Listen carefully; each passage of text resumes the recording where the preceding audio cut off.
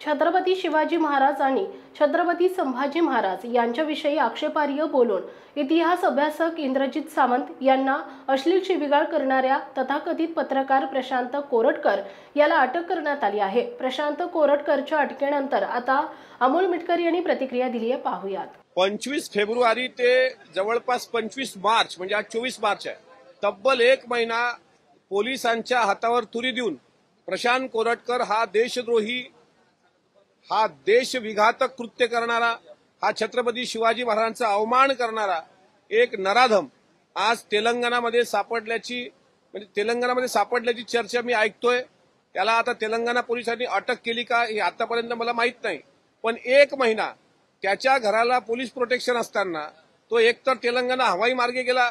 एक तर तो बाय रोड गेला। मग दोन्ही मार्ग जर त्यांना अवलंबले असतील तर एक महिना त्याच्या अटकेला का लागला, उशिरा का होऊ देत, पण तेलंगणा पोलिसांनी जर त्याला अटक केली असेल तर पुढची प्रक्रिया एवढी भयंकर असली पाहिजे किंवा त्याला इतका वचक बसला पाहिजे, त्याच्या माध्यमातून महाराष्ट्र सरकारने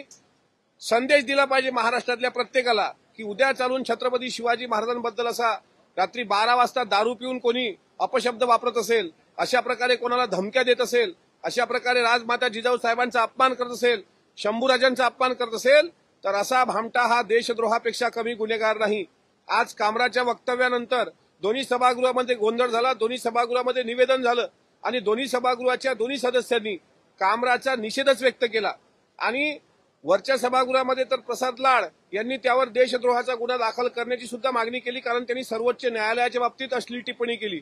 जितकं कामरा आणि जितकं सर्वोच्च न्यायालयाबद्दल कामरा अपशब्द बोलला उपमुख्यमंत्री मुख्यमंत्र्यांबद्दल, त्याहीपेक्षा भयंकर कृत्य प्रशांत कोरटकरनी केलेलं आहे। प्रशांत कोरटकर हा कुठल्याही परिस्थितीत सुटता कामा नये